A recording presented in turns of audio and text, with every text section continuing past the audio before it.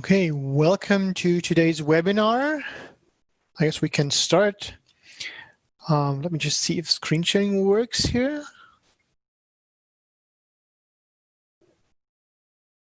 Yeah, seems to. Okay, so you should be able to see my screen right now. Before we start, just two quick things I'd like to say. The first is, as usual, we will be hosting a live chat on chat.tum.de. Please use this channel here, MA9714-CE, to post your questions during this webinar. If there's anything that comes up, then just please post a quick message to chat, and we'll try to either answer your questions right there, or we'll try and answer it live on the air here in the webinar.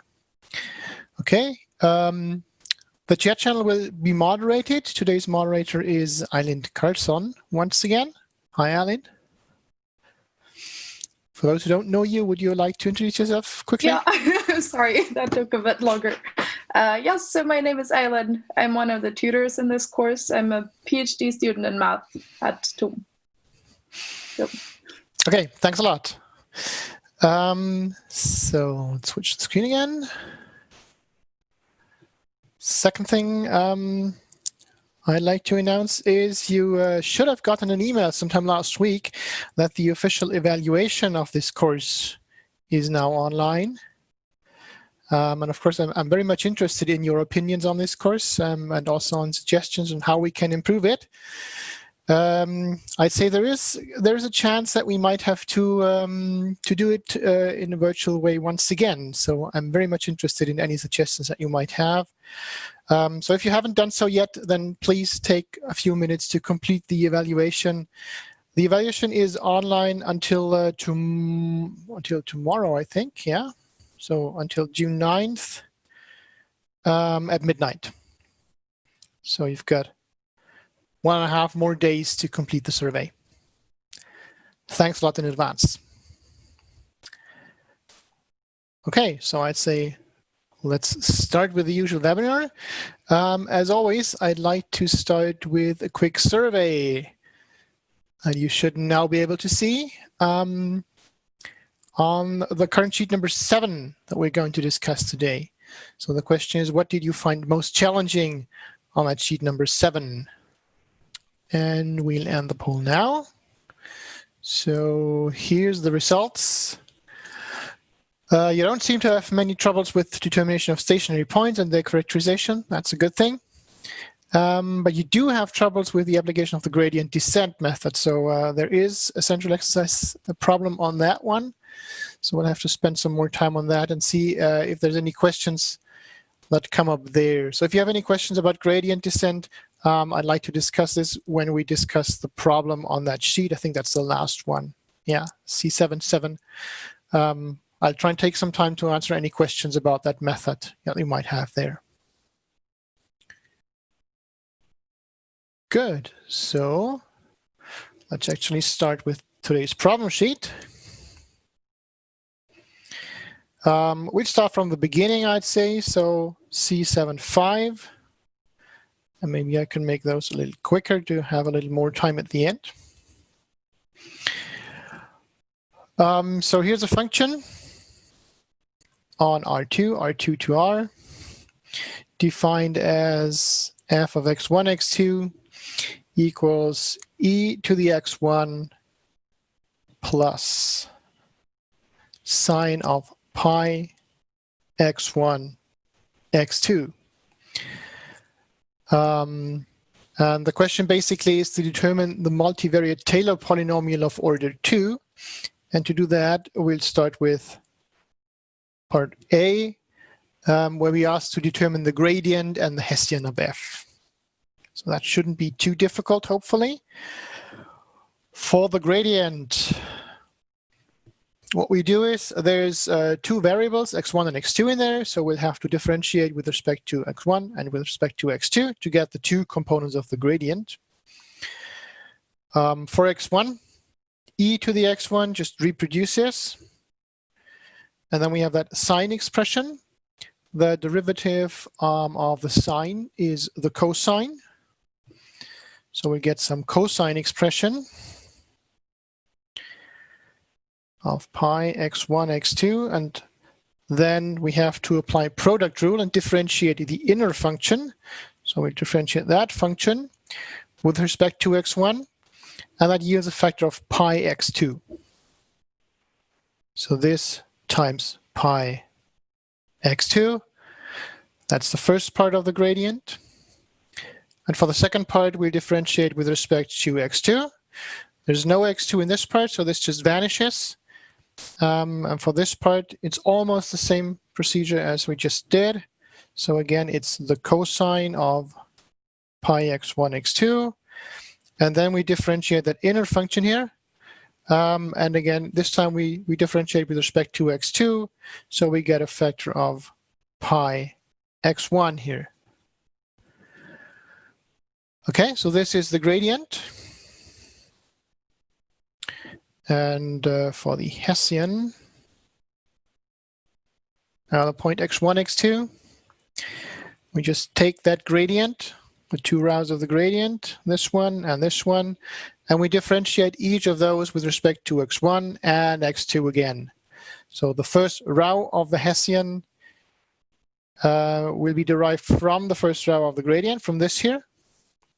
So we'll differentiate that with respect to x1 and then with respect to x2. So for x1, again, the e function just reproduces. So it's e to the x1 plus, minus. So the derivative of the cosine is minus the sine. So we get minus sine of pi x1, x2 times pi x2. And then we also have to differentiate that inner function once again. So that is once again pi x2. So we just get pi squared x2 squared here. Okay, so that's the derivative with respect to x1. And now we take that same row and differentiate it with respect to x2. This first term, that vanishes. In the second term, however, that's a product here. So we have to apply product rule to differentiate that.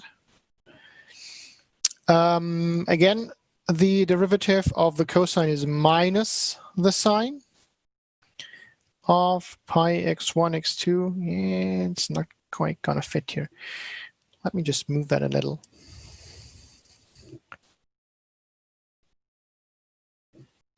Okay, maybe that fits. So minus the sine of pi x1, x2. Then we have to differentiate that.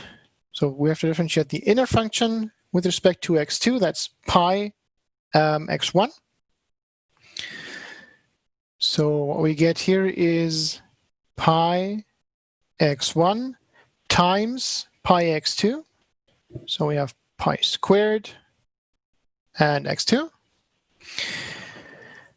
And then second factor of the product rule, we differentiate this part here with respect to x2.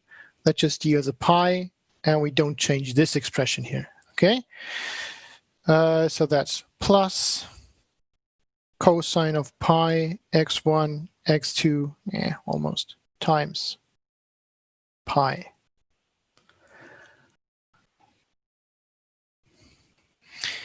Okay.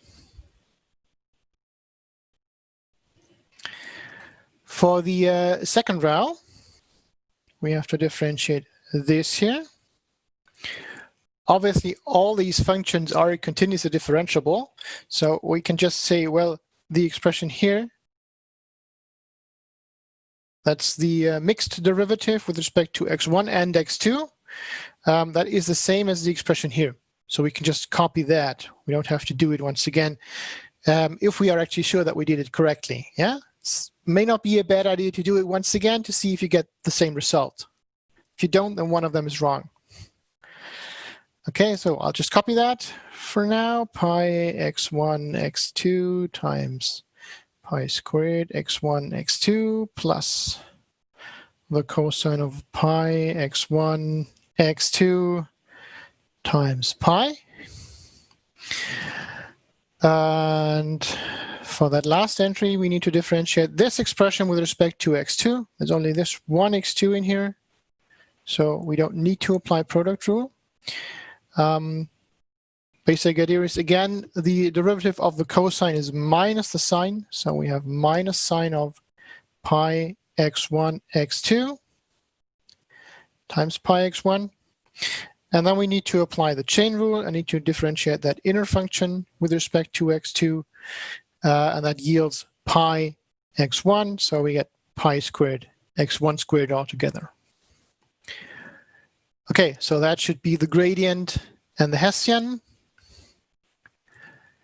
And we'll need those at the point 0, 1 in part B, so let's do that right away. We need to compute the gradient at the point 0, 1. So x1 is 0. That means this e function that's e to the 0, that is just 1. Here we have cosine of 0 times pi. Cosine of 0 is 1. So what we get is 1 plus 1 times pi.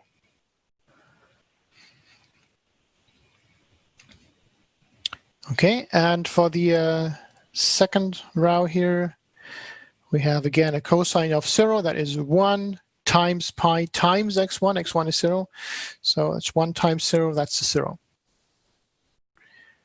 Okay, so what we get is 1 plus pi and 0 for the gradient. And for the Hessian at 0, 1, again, the e to the x1 is 1. This expression inside of the sign is again 0. The sign of 0 is also 0, so this whole expression becomes 0.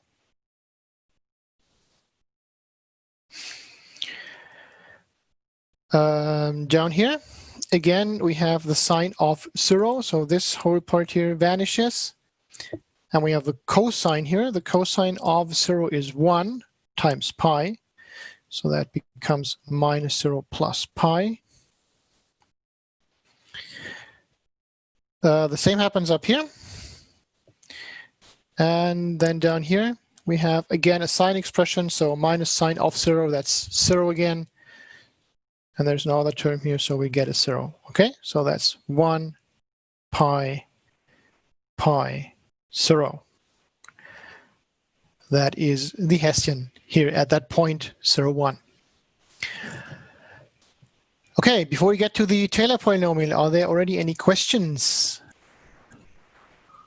So there was one short question about why you had a cosine appearing in the first row, and I assume it's the determinant? No, the gradient?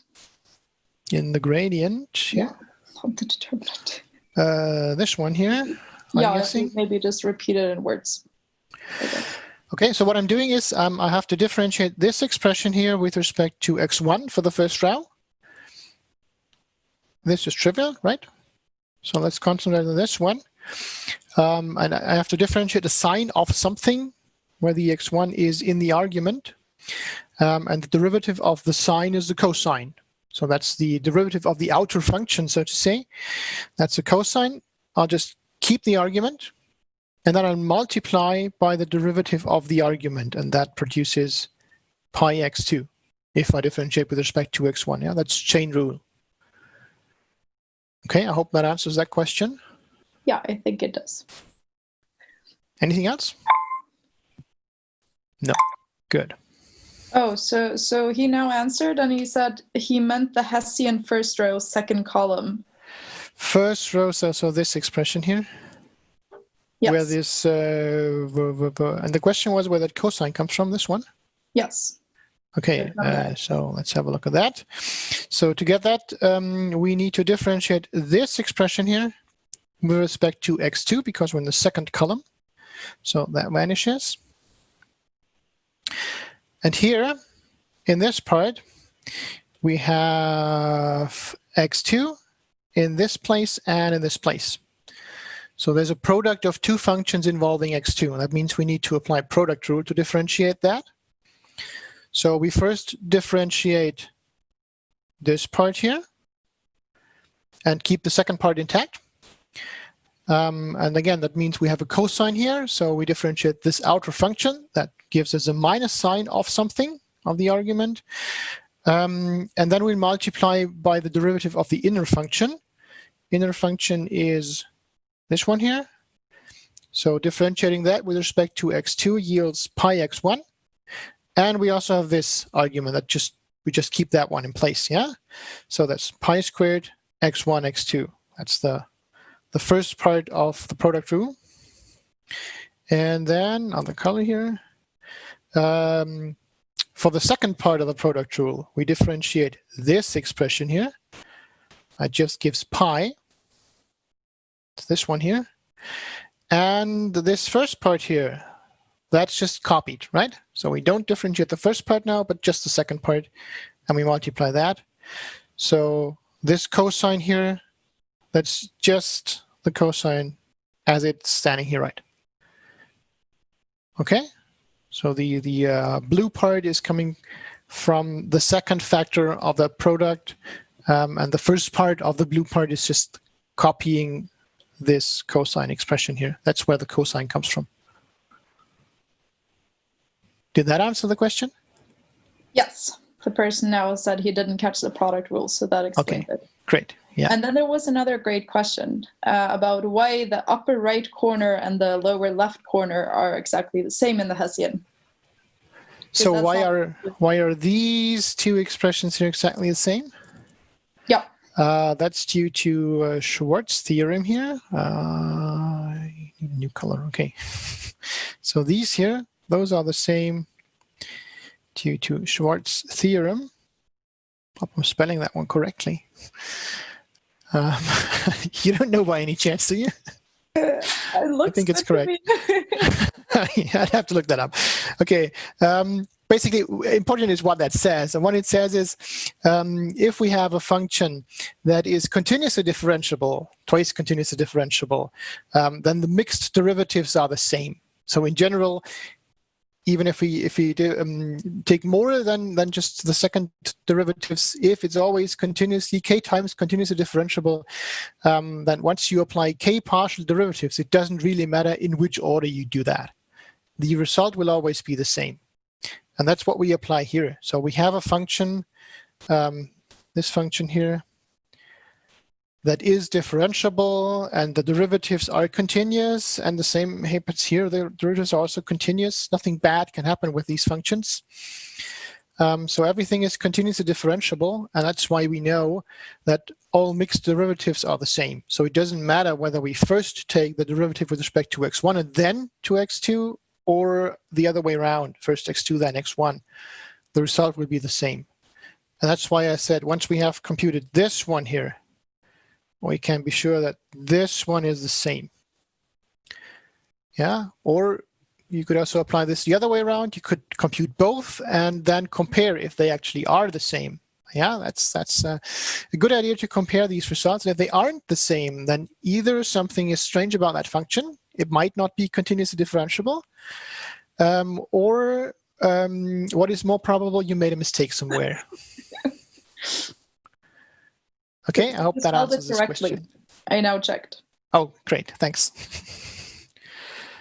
Okay, so let's go on with the Taylor polynomial then. So that's part B of the question. So we are asked to compute the multivariate Taylor polynomial of order 2.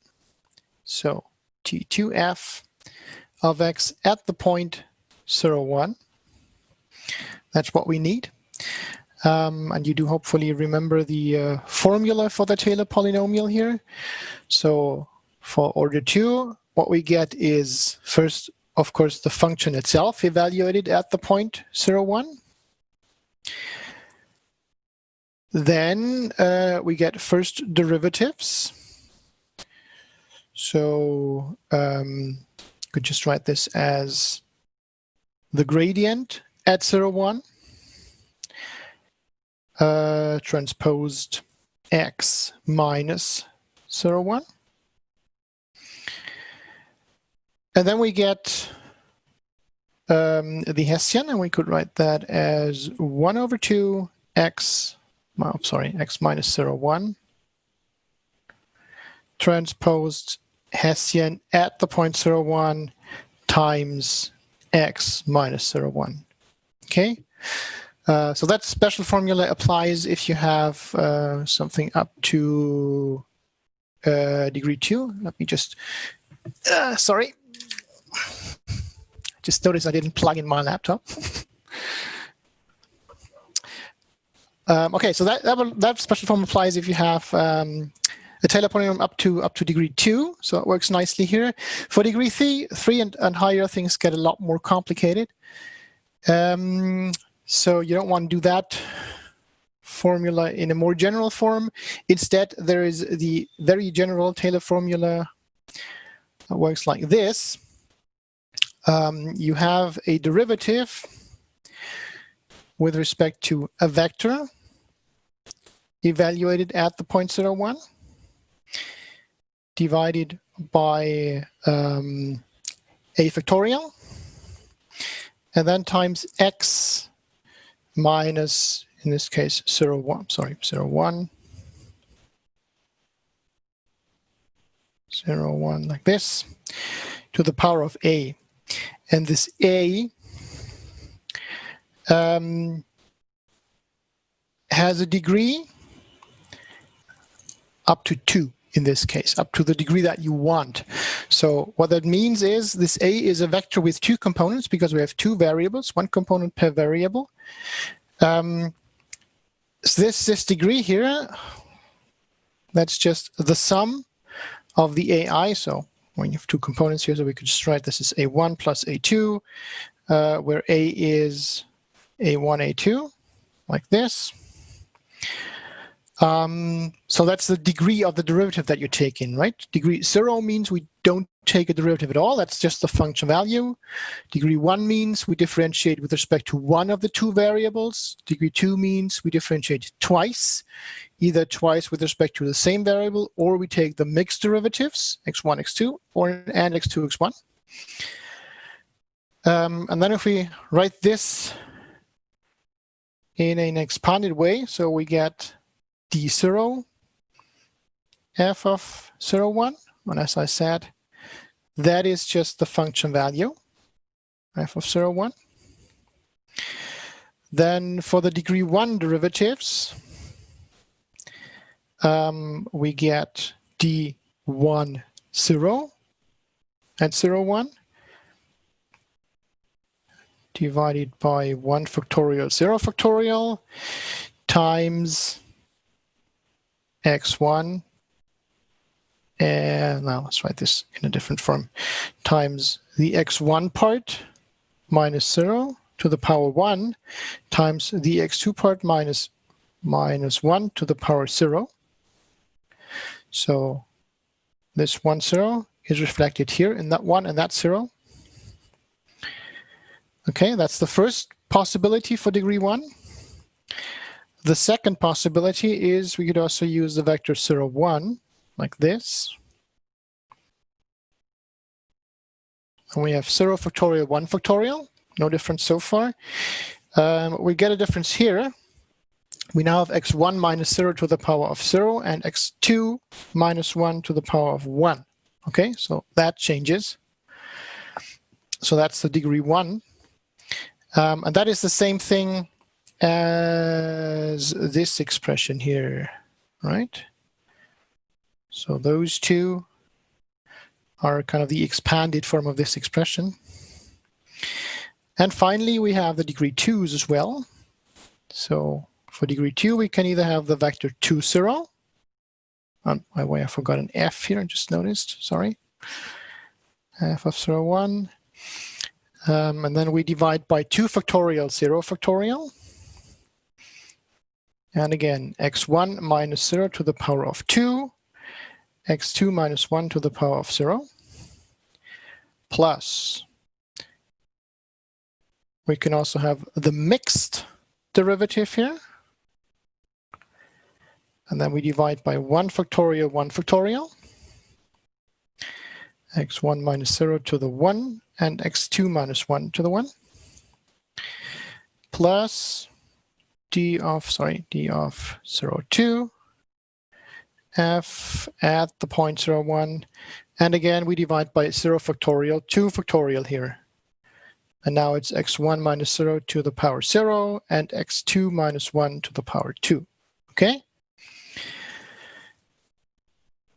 And what these things here actually mean, so that's the second derivative. So it's basically the same thing as this here. Well, not just basically, it is the same thing as this here.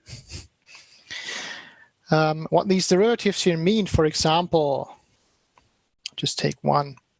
So this d2, 0 of f at 0, 1. That means differentiating f twice with respect to x1 twice. Yeah, and x2 not at all to the power of 0 if you want. And evaluate that at a point 0, 1. For example, if you have d11 of f at 0, 1,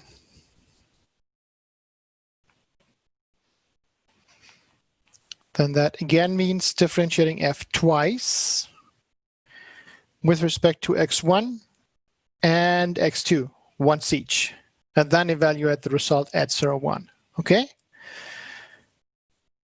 So to get our Taylor polynomial of degree 2, what we need is, in the first place, this function value. And then we need all these derivatives here. And of course, those are just the values that are in the gradient. So these two, those are the rows of the gradient. And these three here, those values are contained in the Hessian. So we have the values already, with the exception of the function value at 0, 1 itself. We just need to substitute them into this equation. Okay, so let's compute f at 0, 1 to have the complete information. That is e to the 0, that is 1 again, plus the sine of 0, which is 0, so that's 1. Okay, so what we get here, t2f of x at the point 0, 1 is first f of 0, 1, that's 1. Then these orange expressions here. So this one, that is the derivative of f at 0, 1 with respect to the variable x1. So let's scroll back to the gradient. This is that value here, 1 plus pi. So we get 1 plus pi divided by 1 times x1 minus 0. And this term is just 1. Okay?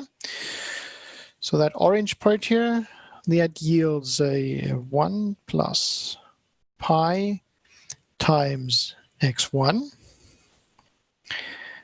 And then we get to the green part. Sorry, this one. Quick discussion of that one. So this derivative here is the second component of the gradient. That's a 0, so that vanishes. And then we get to the green part. So here we have 2 times the derivative with respect to x1. That means this is this part here of the Hessian, the 1. So here we get a 1 times x1 squared. So that's plus 1 times x1 squared. And we have to divide that by 2 factorial, 0 factorial. So by 2.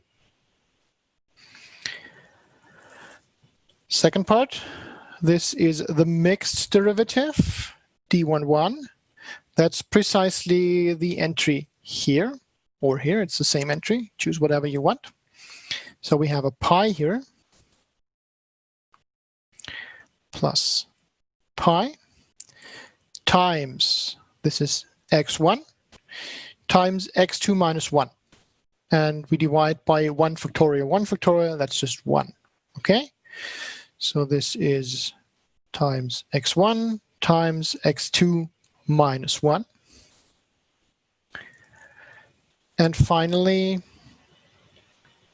this last expression here, d02, that's the derivative with respect to x2 only, but twice. So this entry here. And as you can clearly see, that's a 0 once again, so that expression just vanishes. Okay? So this here is the Taylor polynomial of f at the point 0, 1 of order 2. Okay. Question so far? No. No. Nothing Great. that wasn't answered in the chat for this one. So let me quickly take a minute and show you how these functions actually look like before we proceed. I need to share the different screen with you there. That should be it. So hopefully you are now seeing my browser window here. And this is the function that we want to look at. Let me just see if I can show you the plot of that function. So that's how this beast looks like, approximately. And what you can see here is there's this exponential function, e to the x1. So in x1 direction, this behaves like an exponential function, basically. And as we get farther to the right, this dominates the whole function.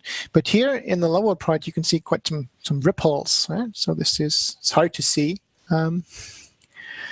There are waves in there, right? So that is the sine cosine functions that we have here that make these waves, and they are more dominant in the part where the e function doesn't give you a higher value.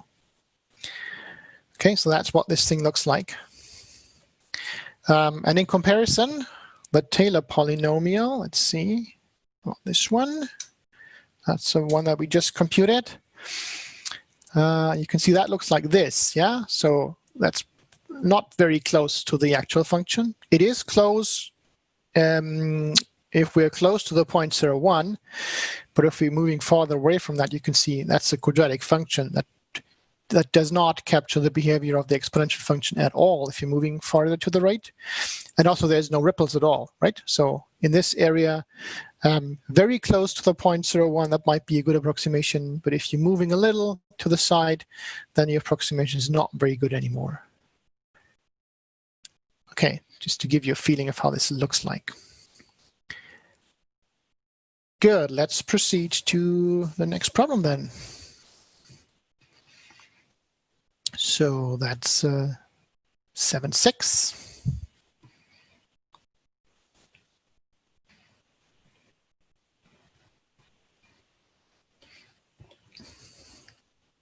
That should be a quick one, hopefully.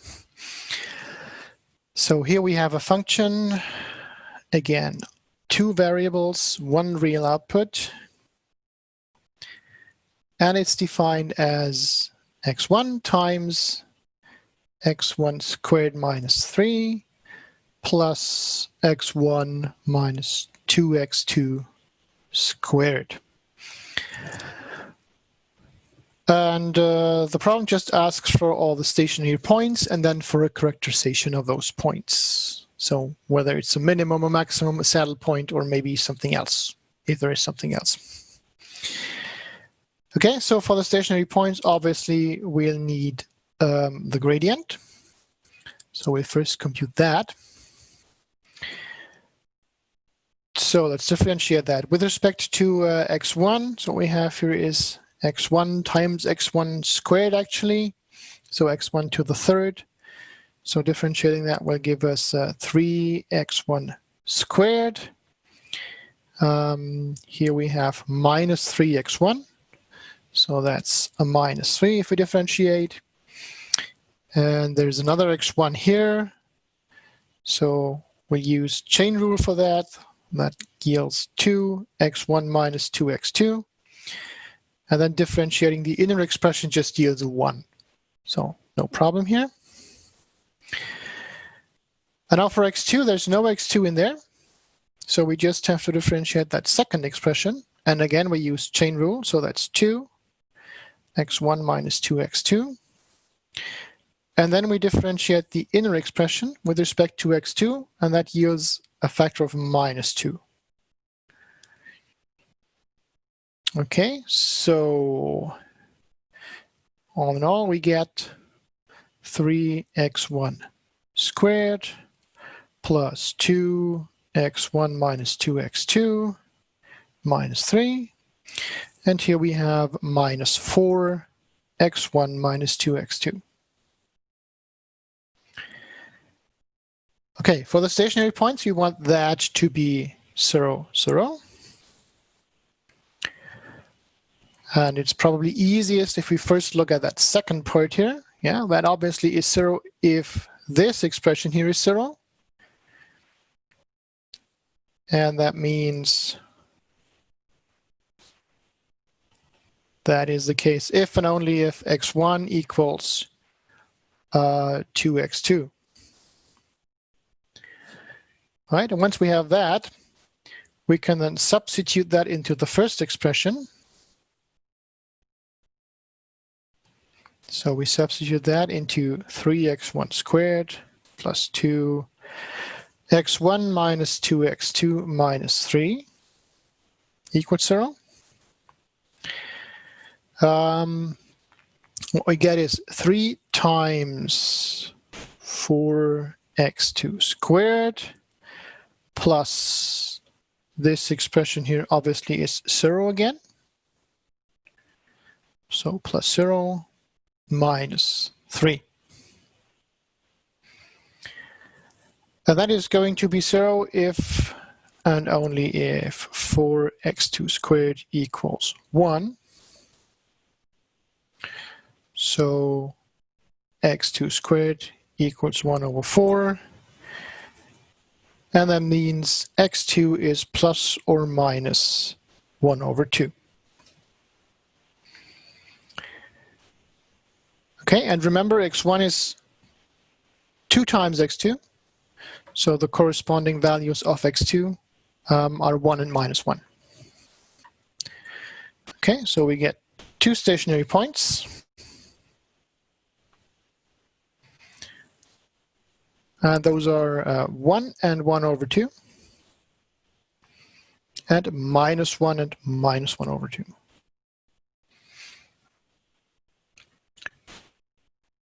Okay, questions so far? No, no questions so far. Great, so let's continue with part B right away. So we need to characterize these stationary points, see whether they are minima or maxima or saddle points. And to do that, we need to compute the Hessian. So let's have a quick look at the gradient. I'll just copy that to make things a little easier here. Copy that over. Oh, come on. Now. Okay, so that's the gradient here. And that means for the Hessian,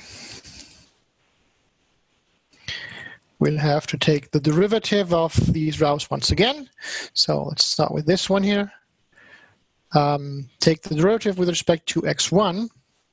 And what we get is then 6x1 plus 2. With respect to x2, there's only this x2 in here, so it's minus x2 times 2. Don't forget the times 2 here. So it's minus 4x2 actually. And the derivative is then minus 4. Here, if we differentiate that with respect to x1, we get a minus 4x1. So derivative is minus 4. And of course, again, that's to be expected, right? Remember Schwarz theorem, those should be equal. And finally, we differentiate that one with respect to x2. And that will give us a minus 2 times minus 4, so that's a plus 8. Okay, so that is the general Hessian. And now we need to investigate the 2 stationary points here. So HF of 1 and 1/2 was the first stationary point. That is then, let's see, 6 plus 2 is 8. And the rest is constant anyway. So The question is this a positive or negative definite matrix, or is it indefinite, or whatever else? And to do that, to determine that, we usually just look at the leading principal minors. That means we compute the determinant of this here. Clearly, that determinant is 8, so positive. And then we compute the determinant of this matrix here. And that determinant, 8 minus 4 minus 4, 8. That is 64 minus 16, so clearly positive. We don't actually need to know the value here. So both leading principal minors are positive, and that means HF at 1 and 1/2 is positive definite.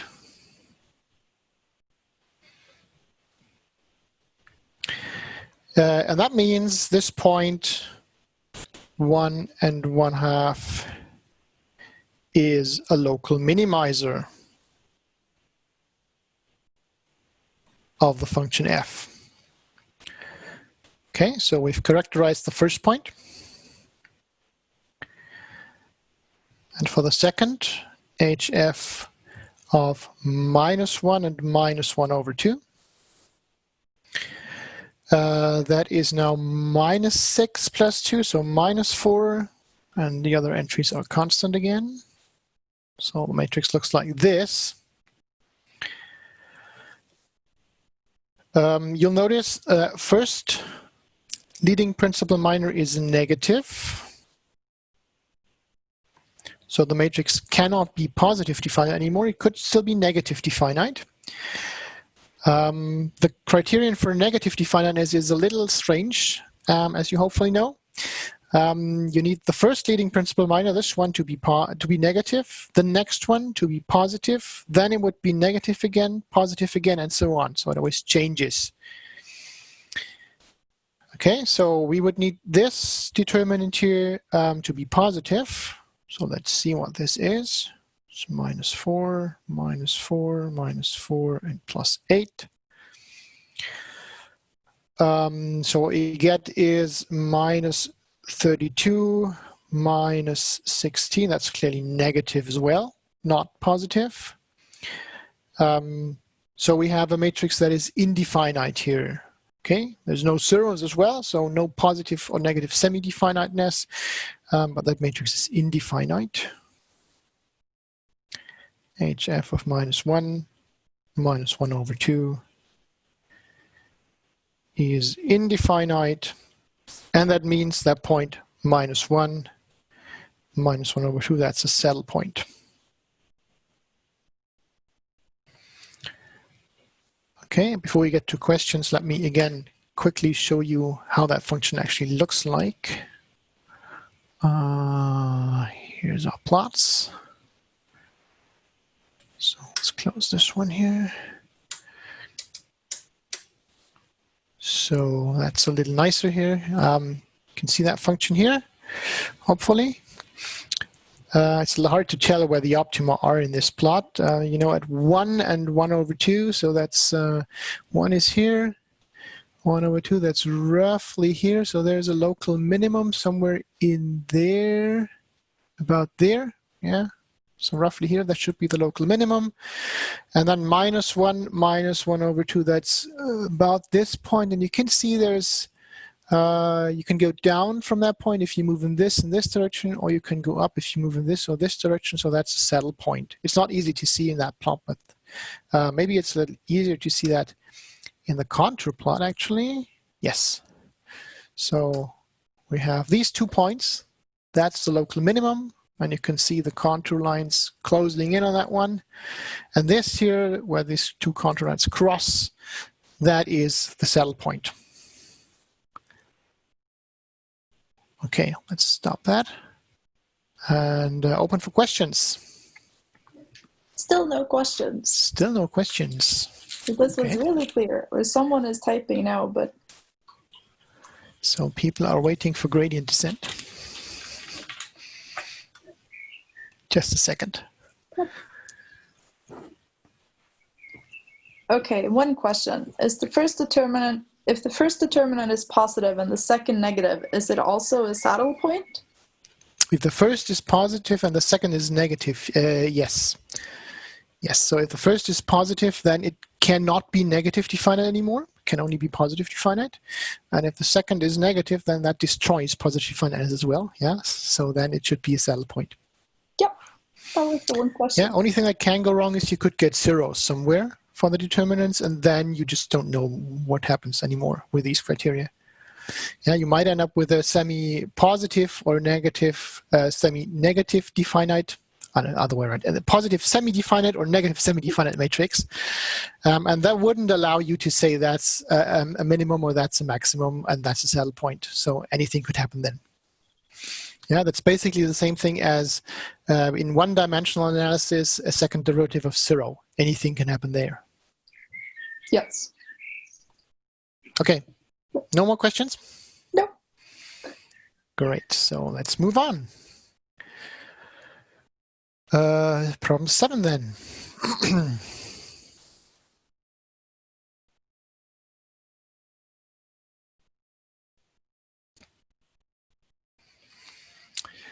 So gradient descent. Here we have, again, a function defined on R2 to R.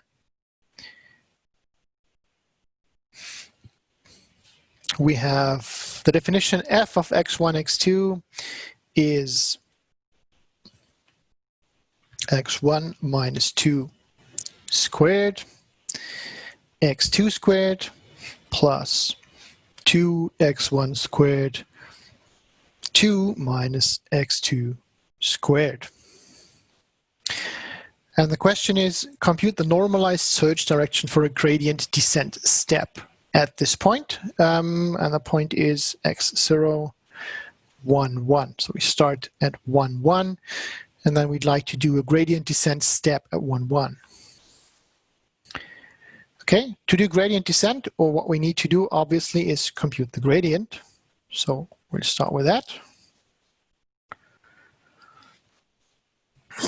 And let's see, the gradient for that, we have to differentiate this expression with respect to x1. x1 is here, only here. So we get 2x1 minus 2 times x2 squared. And differentiating that inner expression here just yields a 1. So no problems here. Then this part, we have the x1 here. So differentiating that yields 4x1, and we just copy the rest, but only involves x2. Okay, and differentiating with respect to x2 is almost the same. So in the first part, x2 appears here. So we get 2 x1 minus 2 squared times x2. And in the second part, the x2 appears here. So we first have to differentiate this outer function and then apply chain rule. So we have 2x1 squared. Differentiating the outer function is 2 times 2 minus x2. And then by chain rule, we differentiate this expression again. That gives us a factor of minus 1. Okay, so let's just write that one down again. Just copy the first part here, plus 4x1, 2 minus x2 squared. 2x1 minus 2 squared x2. And here we get minus 4x1 squared 2 minus x2. Okay, so that is the gradient, the general gradient at any point. And now for gradient descent, we are interested in the negative gradient at the point x0. Right, the negative gradient is the direction of steepest descent, so that's where we want to move if you want to get a lower function value. So we want to compute minus the gradient at x0. And that is minus the gradient of f at 1, 1. So if we just substitute 1, 1 into that expression here, we get, let's see, 2 times 1 minus 2 is minus 1. So that should give us a minus 1 times 1 squared plus 4 times 1 is 1. Again, we have this 2 minus 1 is minus 1, but we're squaring it. So that's a 1. Then here again we have 1 minus 2 minus 1 squared. That's a plus 1. So we have 2 times 1 times 1. And then minus 4 times 1 times plus 1 this time. 2 minus 1 is plus 1. Okay, so what we get is, let's see, minus 2 plus 4 is plus 2, and the minus sign here, that's a minus 2 altogether.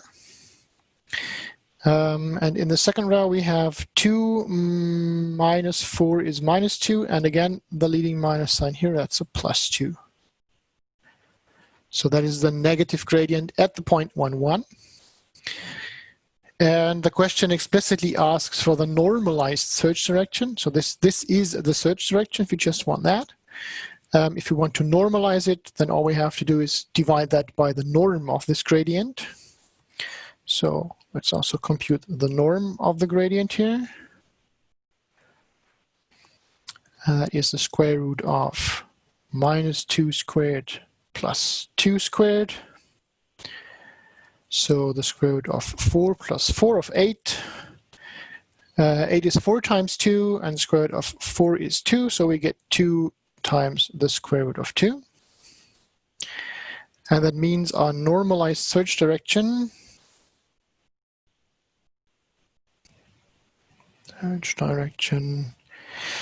is then minus that gradient divided by the norm of the gradient. So we get 1 over the square root of 2 times minus 1, 1. I canceled out the 2 already. Okay, so that's the result for this question here. Questions so far? No, I don't have anything. There's one person typing, but I don't know what that is yet. So I'll just take a minute to show you the plots for this before we take questions and give you some more time here. Okay, here. Should we always take the normalized search direction? The numbers tend to be very ugly. Yes, they tend to be very ugly. Yeah, so about the normalization of that search direction. Obviously, it doesn't really make much of a difference whether you normalize or not. Yeah, so basically, gradient descent, the negative gradient gives you the direction that you want to move in. The only question is, how far do you move along that line? And then, depending on how you choose that, the length of the vector might make a difference. A very simple and also pretty stupid idea would be to just move minus the gradient and not care about any normalizations. That will usually not get you a point that is better in most cases. So what you do is you apply that step size idea that we talked about in the lecture. So you can, for example, try to use a step size of 1, just move minus the gradient, see if that yields a better point, and if it doesn't, then you try a step size of 1/2, 1/4, 1/8, and so on, until you get a point that is actually better. Again, whether you normalize before you do that or not does not make much of a difference. The only difference is which step size you actually choose, right? If the gradient is very long, then you might end up with very small step size to compensate for that. If you normalize, your step size will probably be larger then. It might make a difference for the point that you actually reach, of course, as well, yeah? But depending on the length of your vector, you might be able to reach different points. I decided to include that normalization step in the algorithm in the lecture primarily to give you comparable results here. So basically 2 reasons. if I want you to apply a certain step size selection strategy, then of course I need to settle on a certain length of the gradient. So either I would tell you always use the original gradient and then choose your step size, or I would tell you always normalize to 1 and then choose your step size so that all of you get the same results. The other reason why I did that is to kind of have comparable step sizes from one step to the other.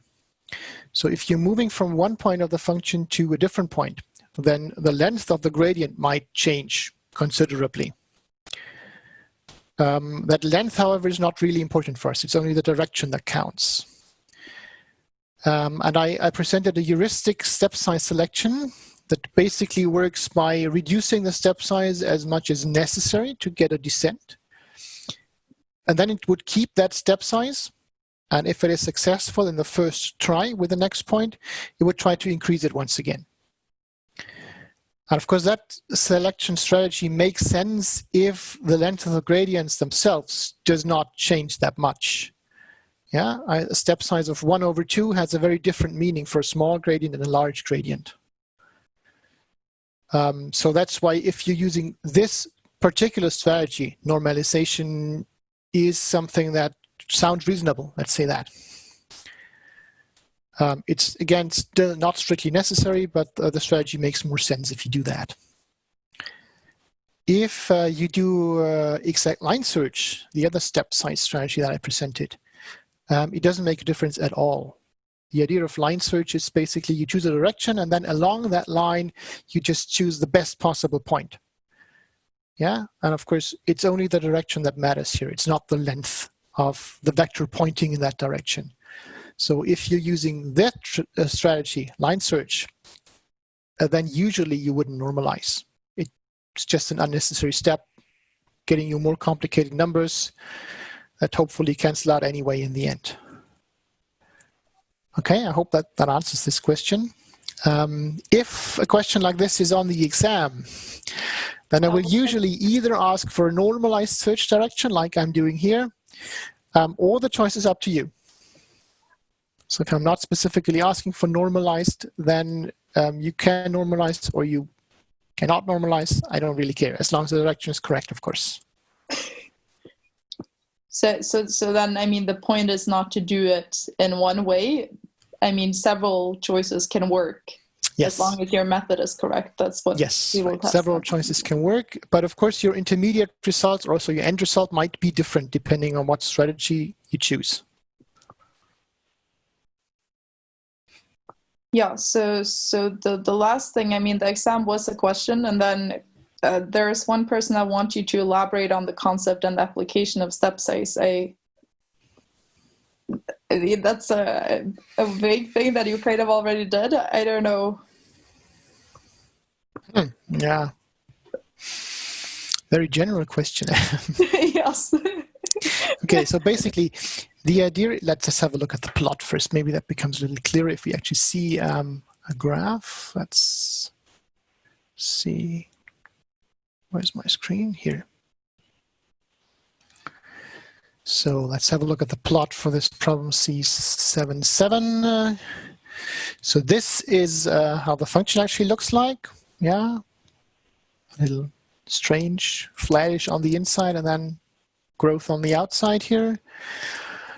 What is usually more enlightening for the gradient descent is to have a look at the contour plot. That looks like this here. If it displays, yeah, now it does. And the 0.11 that we were starting with, that is located here. Okay. So you know the gradient is perpendicular to the level set through that point, and well, through that point is not here, but it's actually should be close to this level set here, so it should be somewhat like this, right? So the gradient that we also computed will point roughly in that direction. And as you can see, so this is what would happen if we just took a step of the normalized gradient and we would end up here. Yeah, so that's exactly the normalized gradient. We just computed that. And obviously this point is not better than the one we started with. So we wouldn't want to move here. That's just making things worse. Remember, we want to minimize, yeah? So what we would like to do instead is move in that general direction. That's fine, because that is locally the direction of steepest descent. But it will not be the right direction for very long. So we want to take a smaller step size. And that's what we're doing here. So we compare the function value at this point with the function value at the potential new point. And we decide that's not a good choice. So we try to keep the same direction, but make the step a little smaller. And in the heuristic that I presented, you would just take half of that direction here. So you would have somewhere here, right? That might already be better, or it might not be better. If it's not, then again, you take half of that and you end up somewhere here. That should then be better, hopefully. Okay, and at this point, you would then compute the new gradient and move in that direction. And what I would expect from how this looks, I mean, obviously here and here, there should be minima, right? So you would want to move just a little in that direction, because that might be good locally, but only very close to that point. And then you will want to change your direction, and hopefully the change will be somewhere in that direction to get closer to this minimum, or that direction, yeah? Okay, so that's basically the idea of that step size selection, is to not move the whole way, because that might give you a point that is not as good as the one you started with. So you have to make a smaller step here. On the other hand, you don't just want to make very small steps. If you can, you want to take a large step. And that's why we're also trying to increase the step size if we can. So if the first step that we tried was already a good choice, then in this heuristic strategy, you try to increase the step size, double it, see if that also is a good choice. So that you don't just move into smaller and smaller step sizes, but you also make them larger again if you can. Okay. And on the other hand, let's see the line search algorithm. So this is a plot just of part of that function. So specifically somewhere here in that area to get a better idea of what's happening here. That 0.11 that we started with is here. So you can see that's a pretty bad starting point, actually. Yeah, that's moving in this direction, and that's moving away from the actual optimum. For example, if we had chosen a point like this, 1/2, 1/2 to start, then our first move would be in this direction here, basically. And if we did that, then we would obviously move closer to the optimum. Now, just to mention that as well, if we're doing line search here, unfortunately I can't draw in that here. Yeah, but still, if we would do line search here, then we move in this direction, right? And we'd search the minimum of that function along the line. So we would move in this contour plot until we just touch one of those contour lines here, the lowest possible level set. So that should be approximately somewhere here, where you would touch this 0.8 level, for example. We couldn't get any lower than that, yeah? Moving along the line further will just increase the value more. Yeah, moving in that direction will also increase it. So that's the lowest value we could get. So that would be the new point if we are doing line search. And then, again, we'd move perpendicular to the current level set. We'd move in that direction. And that should pretty much close in on the actual minimum here, yeah? And again, if you're using this starting point, then your best choice would be to move just very little in that direction and then choose a new point here, and the gradient would hopefully flip around in this direction here and take you there. But you can see that obviously the result and the steps depend a lot on the starting point that you choose as well. Okay, any more questions? So there are two more general practical questions, not really about the exercises. Do you want me to go to them now? Like, I don't have anything else about the exercises. So, yeah, we don't have any more problems, so yeah. So one was a request for the suggested solutions before Thursday because it's a holiday. I mean, either way, it makes sense to remind people that on holiday, like on Thursday, it's a holiday, so there will be no exercises. Right, no tutorial class on Thursday, that's right. But next Monday is no holiday, so we'll meet again for central exercises, of course. And yes, I will post the suggested solutions for the sheet that's coming up on Thursday, yes. And then there was a question about the exam and whether if you do a calculation, you have an error, say, in the gradient, but then all of your method after that is correct. Will you either way like lose points because your numbers are not the correct ones, or will you also be awarded for method? So that depends on two factors. The first is, of course, the way the exam will actually take place. I don't really know about that yet still. I hope I'll know more in a week or two, but I've been saying this since 2 weeks or so, so not much has changed since then, unfortunately. So I can only give definite answers on that once I have clarity over the exam format. If the exam format is a little like last semester, and I hope I will be able to do that in a way, then there will be different types of questions. There'll be questions where I only want a result, and that is when only the correct number will give you any credits. And there are questions where I want a justification, a computation, yeah, something that shows that you actually know what you're doing. And in that case, of course, demonstrating the right way to do it would still give you credits, even if some of the numbers are wrong. Yeah, it will. I will always mention in the question statement, in the problem statement, what type of question this is, whether I want a justification or not. Pretty much the same as in this Mathematics 1 exercise. So if you want an example for that and have not been to the Math 1 course, then you might want to have a look at that. Just write me an email if you need to be added to the Moodle course. So since we're saying exam, there are questions popping up. Will there be line search in the exam? Since maybe. There have been no exercises. I'm not excluding line search, obviously. I'm not excluding anything.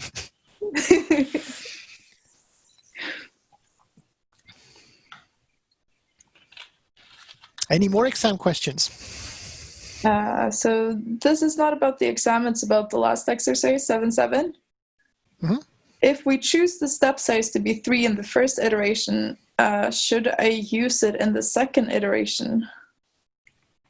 3. Okay, so if I choose the step size 3, well, of course, it all depends on the step size selection strategy. Yeah. So if you're following that heuristic strategy that I presented, and start with 3 for whatever reason, then in the second step, you would also try 3 first.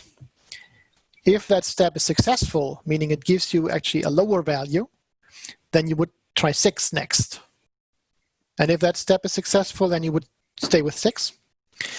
If 3 is not successful, then you would half it. So you would try 1.5, see if that works. If it doesn't work, you would again half it, and so on until you get the first one that works.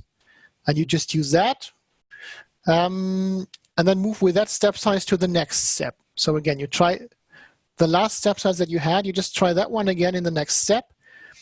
If it's successful in the first attempt, you try to double it once. If it's not successful, you're halving it as often as necessary. So that's this heuristic idea. And of course, if you're doing line search, the step size of the last step does not matter at all. Yeah, so follow up. So the best step size carries over to the next iteration. Right. The step size that you actually use carries over to the next iteration. Yes. And then there is a question about the solutions for sheet 6, when they will be uploaded. Arne? The solutions for sheet 6, I'll upload those probably sometime in the evening today. I'll have to make a few corrections before I upload those, and I just didn't get to that. Yeah, and then any information on the exam date, if it will be online? Not yet. Again, I hope to be able to tell you more in a week or two, but we haven't been able to make a decision yet. There's still some legal troubles that we have to clarify and some technological challenges. We have to see if that works. I'll let you know once we have a decision on that, and I hope that will be in a week or two. But currently, It doesn't really make sense discussing that. And then another on step size, that's the 2 now. In the heuristic, you only ever double the step size once, whereas you half it as many times as necessary. But you could also double it several times if that gives you a lower value. You could also double it several times, yes. In the heuristic that I presented, I'm not doing that. I'm only doubling it once per step at most. But of course, you could keep on doubling it as long as it gives you better value, yes. Yeah. Yeah, so the idea is basically to hope the step size that we had in the last step is not a bad choice, hopefully. So doubling it might work, but maybe times 4 might not work. So it may not be worth a try. But on the other hand, if we would get a solution that is worse than the one we currently have, it doesn't make sense moving in that direction. Yeah, so then we just have to half it again and again and again until we actually get a function value that is better. Yeah, so that's why I'm doing it this way. But of course, the other strategy, you could double it as many times as it worked. That would also give you a valid strategy. Yeah. Okay. Then I think we're out of questions. Okay, great. So that concludes today's exercise class then. Again, please complete the evaluation if you haven't done so. If you have any input on the lecture, on the problem sessions, or maybe on the exam format that you'd like me to know about, then you can also email me directly or just leave a comment in the chat. So I can read that there if you don't want to put it on the evaluation. I'm grateful for whatever feedback and input I can get here, okay? So thanks for attending. Thanks for Eileen for moderating. And I'll see you all next Monday in the next central exercise classes.